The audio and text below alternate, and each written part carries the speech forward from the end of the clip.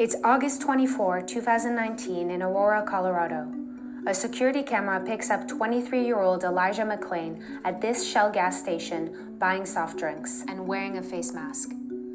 His family lawyer told NBC News he was in the habit of wearing this mask. After paying for his items, he turns around and bows to the man behind him in line. His family told NBC News this was his signature gratitude bow. At 10:30 p.m., a man calls 911. Let me see, he has a mask on. He looks sketchy. He might be a good person or a bad person. Yeah. Well, mask on. Okay. Were any weapons involved or mentioned? No. Okay. What color is the mask, or what does it look like? Black. Black mask? He's like a... Is it like a ski mask, or what type of mask is it? Yeah, like a ski mask. Elijah McClain is walking home from a nearby Shell gas station. He's holding a plastic bag with his purchases. At 10:43 p.m., Aurora police officer Nathan Woodyard spots McClain. Do me a favor, stop right there. Hey, stop right there. Stop. Stop. Stop. Stop. I have a right to stop you because you're being suspicious. 9 seconds after exiting his vehicle, the officer initiates physical contact. Stop tensing up, dude. 10:44 p.m., Officer Jason Rosenblatt and Officer Randy Rodema are now also on the scene and surround McClain. No, I am an introvert. Please respect the boundaries that I am speaking. Stop tensing up. Stop. Relax. Stop. I'm going home. Relax, or I'm going to have to change this situation. Stop. Leave me alone. Sir, can you please No, cooperate? can you leave me alone? No, we're gonna talk to you guys started to arrest me, and I was stopping my music to listen. Now let go. The situation escalates when the officers try to move McClain onto the grass. Officer Woodyard's body cam is knocked to the ground. You guys. Take my power back. If I intend to be Officer Rodema says this. Grab your gun, dude. It's unclear from the body cameras whether or not McClain reached for an officer's weapon. All three officers wrestle McClain to the ground. Give us more. Give us some more units. We're fighting them. At this moment, one of the officers uses a carotid control hold on McClain, a tactic that involves an officer placing his arm around a subject's neck, applying pressure, and restricting blood to the brain via the carotid arteries. Responding officers later told an Aurora police investigator that McClain briefly went unconscious and the officers released the hold.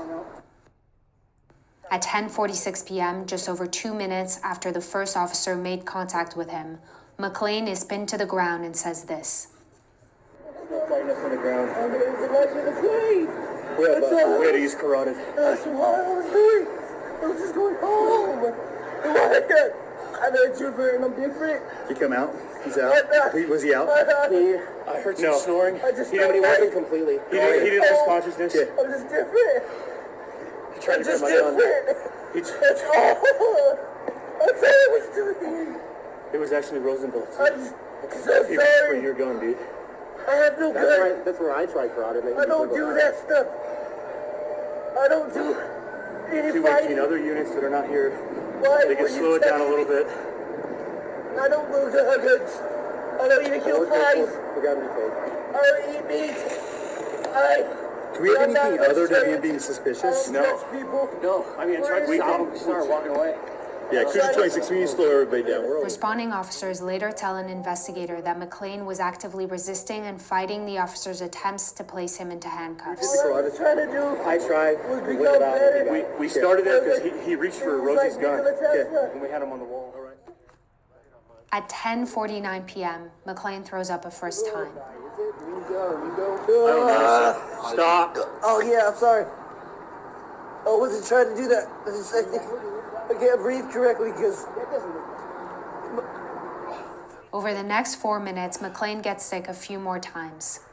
Officers are also heard multiple times asking him to stop fighting. Rolling this way, dude? Yeah. Are you able to? My legs locking up. There you go. Just like that. You're good. Don't You're get good. up, dude. It's not going to be good for you. I'm telling you right now. If you keep messing around, I'm gonna bring my dog out. He's gonna dog bite you. You understand me?